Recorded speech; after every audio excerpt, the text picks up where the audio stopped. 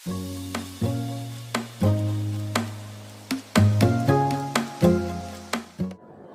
আলাইকুম সবাইকে, কেমন আছো তোমরা সবাই? আশা করছি তোমরা মাহে রমজানে, পবিত্র মাহে রমজানে সবাই আল্লাহর রহমতে ভালো আছো, সুস্থ আছো। আলহামদুলিল্লাহ, আমরা আল্লাহ পাকের ইচ্ছায় ভালো আছি।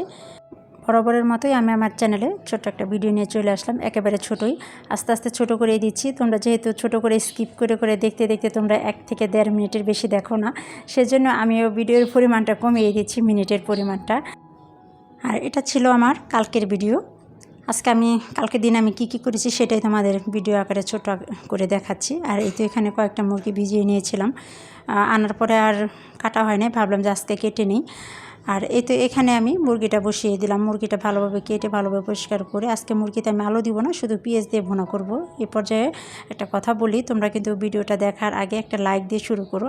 আমার চ্যানেলে যে কিছুদিন মাঝে মাঝে কম হয় ভিউয়ার্স, মাঝে মাঝে বেশিও হচ্ছে, কিন্তু দেখা যায় কি ভিউয়ার্সের চেয়ে লাইকটা একেবারেই কম। তখন মনটা খারাপ হয়ে যায় যে আমি যাদের ভিডিও দেখি না কেন, আমি প্রথমে কিন্তু লাইকটা দিয়ে শুরু করি, সেক্ষেত্রে আমার চ্যানেলে ভিডিও লাইকের পরিমাণটা একেবারেই কম। যাই হোক, সে আল্লাহ ভরসা, সেটা আল্লাহ পাক ভালো বুঝবে। আর এখানে আমি একটা রেসিপি বানাচ্ছি। এই রেসিপিটা আমি আমার কলকাতা আপুদের যে ভিডিওগুলো দেখি, ওনারা প্রায় এই রেসিপিটা করে, এই তরকারিটা রান্না করে। ভাবলাম যে আমি আজকে একটু রান্না করে খাই, দেখি কি হয়।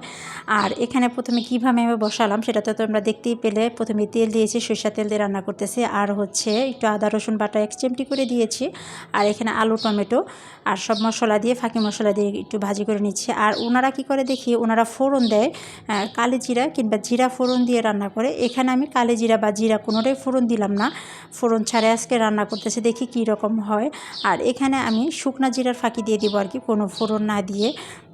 ওনারা যখন রান্না করে আমি এই ভিডিওগুলো দেখে মনে হয় যে অনেক লোভনীয় হবে, সেই জন্য ভাবলাম যে আমি আজকে একটু রান্না করে খেয়ে দেখি কী রকম হয়। আর তোমরা একবার ট্রাই করতে পারো। আমি জানি অনেকে এই রান্নাটা পারে, একেবারে সিম্পল রান্না, এর চেয়ে সহজ রান্না আমি মনে করি আর নাই। অল্প একটু একটা আলু দিয়েছি আর একটা টমেটো, আর এই তো অল্প একেবারে উপকরণ দিয়ে।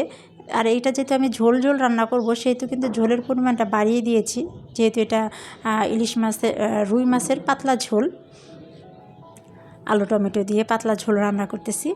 আর এতে দেখো আমি কিন্তু ঝোলের পরিমাণটা বাড়িয়ে রাখছি, কারণ যেহেতু ঝোলটাই খাবে, ঝোলটাই কিন্তু বেশি টেস্টি, সেই জন্যই আমি ঝোলটা রাখছি। এটা কিন্তু গরম ভাত দিয়ে খেলে খুবই মজা লাগবে, দেখে কিন্তু বোঝা যাচ্ছে। আর এখানে মশলাটাও কম, তেলের পরিমাণটাও কম, দেখতে কিন্তু অনেক লোভনীয় হয়েছে। তোমরা কিন্তু অবশ্যই আমাকে জানাবে আমার এই রেসিপিটা কেমন হলো। আর এ পর্যায়ে তোমাদের একটা কথা আবারও মনে করে দিই, এ পর্যায়ে যারা আমার ভিডিওতে তোমরা ঢুকে পড়েছো, একটা লাইক দিতে ভুলে গিয়েছো, অবশ্যই একটা ছোট্ট একটা লাইক দিয়ে নিও। আর আমার ভিডিওটা দেখতে যদি কোনো অংশ ভালো লেগে থাকে, তাহলে তোমরা চাইলে আমার চ্যানেল সাবস্ক্রাইব করে নিতে পারো। আমি তোমাদের চ্যানেলের সময় মতো চলে আসবো।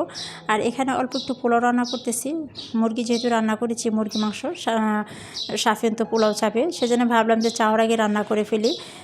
এই তো এখানে আধা কেজির একটু বেশি হবে পোলাও রান্না করতেছি।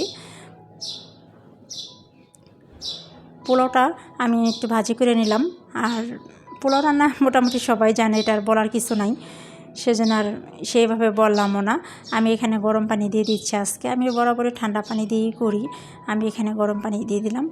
আর এই তো পোলাওটা হয়ে যাওয়ার পরেই আমি তোমাদের দেখাচ্ছি, মাশাআল্লাহ একেবারে ঝরঝরা হয়ে গিয়েছে, অনেক সুন্দর হয়েছিল পোলাওটা। যাই হোক, ওরা তো সবাই ইফতারের সময় খেয়ে নিয়েছে, আমি এখন রোহানকে খাওয়াবো আর কি। রোহান তারাবি পড়ে আসছে, ও বলতেছে যে আম্মু তুমি আমাকে খাইয়ে দাও, সেই জন্য ওর জন্য আবার আমি খাওয়ার জন্য প্লেটে বেড়ে নিচ্ছি। আজকে তাহলে এই পর্যন্তই। সবাই ভালো থাকবে, সুস্থ থাকবে, সবাই নিরাপদে থাকবে, সবাই সবার জন্য দোয়া করবে, সবাই সবাইকে সাপোর্ট করবে, এই প্রত্যাশায় আমি আমার ভিডিওটা আজকে এখানেই শেষ করব।